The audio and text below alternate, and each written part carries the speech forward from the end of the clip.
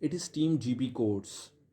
Team GP is provided Toyota repair manuals and Toyota trainings, all kind of repairings in this course. Here we will discuss basic alternator control system, in which we will discuss about how IC regulator IC works and how charging system will work. So the car normally works on different parameters, and that's why the charging system should provide the same and constant voltage in all parameters. So here the circuit in which we will discuss later, the system for charging system.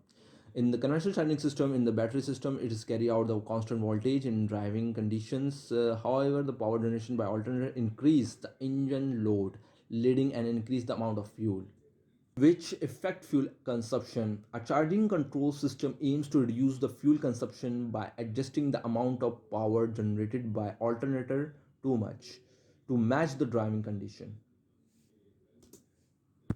Here are the circuit in which we are discussing about the circuits and the structure related to charging system, IC regulator, and stator and rotor coils, bushes, pole, and slip rings.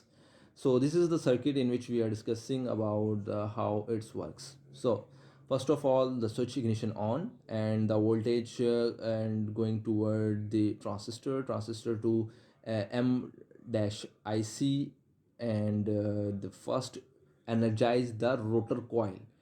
And in this area you can see the charging lamp is on. See, if the rotor get the voltage, this charging will be on, the one transistor is off, so in this area the light will be off. You can see TR2 is the transistor responsible for charging lamp, and the other transistor TR1 is the responsible for providing voltage to rotor coil.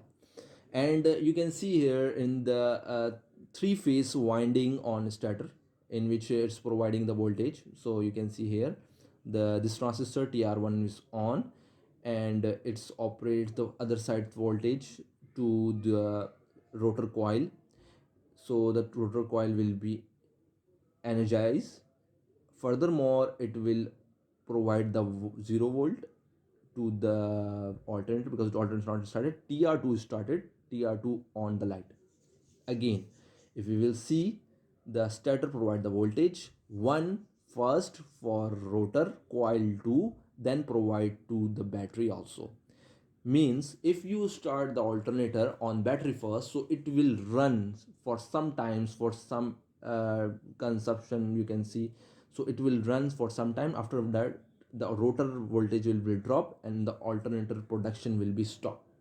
You can see the, and you can check this kind of things in practical life. While your car battery is okay and your alternator dead, so the car battery's voltage run the car, and after some time, the when the battery is dead, the car shut off.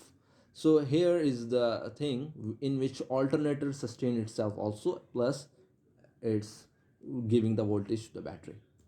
Now here you can see the basic idea about the S terminal voltage, in which you can see the voltage is providing from two coils to the other area, in which the rotor coil is also getting the voltage, and the battery also. And while it's going to peak on peak area, you can see on certain level it's getting off. Means the rotor coil off, the transistor will get off on that area, on that condition, on that peak. So in that area the alternator is providing energy to directly to the battery, but after this come to down, and in for some times is going again to providing the coil to energize. But in this area the alternator is tripping down, and again trip and make and shut off for its system, in order to control the voltage on its particular range.